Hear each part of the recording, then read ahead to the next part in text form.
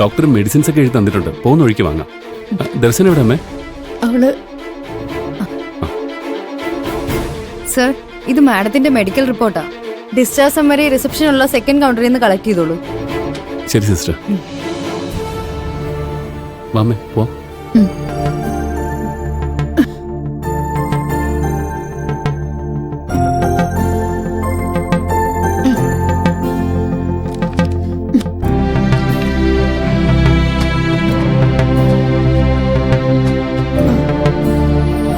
വാമേ പോ.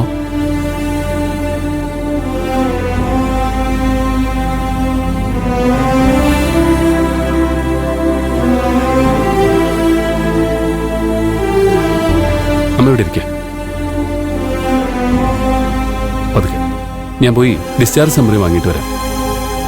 നീ അമ്മയെ നോക്കിയോണേ.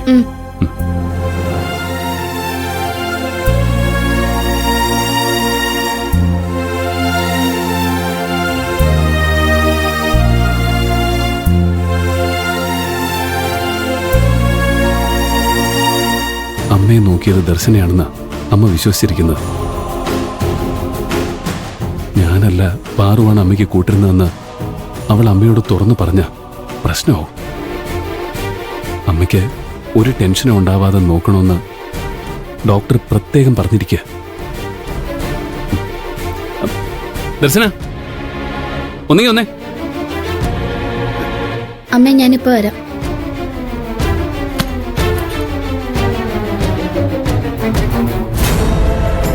എന്താ? പാറു ഇവിടെ വന്നതും രാത്രി മുഴുവൻ അമ്മയ്ക്ക് കൂട്ടിരുന്നതൊന്നും അമ്മയ്ക്കറിയില്ല. അമ്മയെ നോക്കിയത് നീയാണെന്ന് ഞാൻ അമ്മയോട് പറഞ്ഞിരിക്കുന്നത്. അതിനെക്കുറിച്ച് അമ്മ എന്തെങ്കിലും നിന്നോട് ചോദിച്ചാൽ നീ സത്യം പറഞ്ഞേക്കരുത്. ഞാൻ പറയുന്നത് നിനക്ക് മനസ്സിലാവുന്നുണ്ടോ?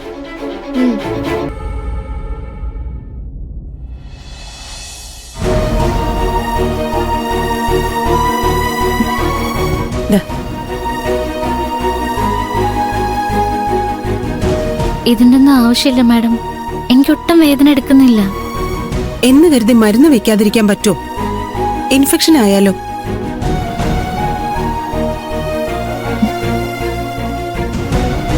കുറച്ചു നേരത്തേക്ക് കാല് തറയിൽ വെക്കരുത്.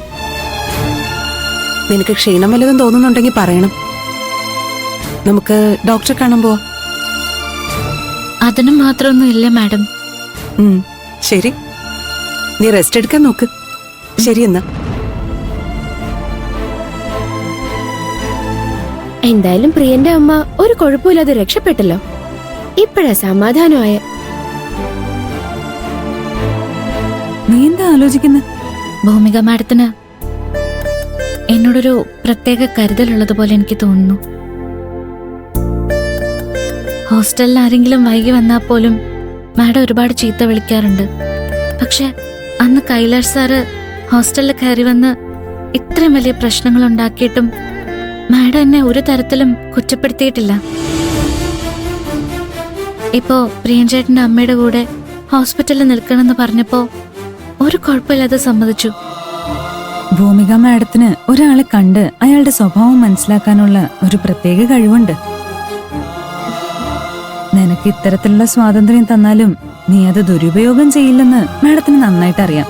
എന്റെ പ്രശ്നങ്ങൾ മനസ്സിലാക്കി മാഡം എനിക്ക് ഒരുപാട് സഹായം ചെയ്യുന്നുണ്ട്. പക്ഷെ മാഡത്തിന്റെ വിഷമങ്ങളോ പ്രശ്നങ്ങളോ ഒന്നും എനിക്കറിയില്ല. ഭൂമിക മാഡത്തിന് എന്ത് പ്രശ്നം ഉണ്ടാവാനാ? എല്ലാവർക്കും അവരവരുടേതായിട്ടുള്ള പ്രശ്നങ്ങൾ ഉണ്ടാവും ജെനിഫർ. അതുപോലെ മാഡവും എന്തൊക്കെയോ മറക്കുന്നുണ്ടെന്ന് എനിക്ക് തോന്നുന്നുണ്ട്. മാഡം എന്ത് മറിക്കാന്?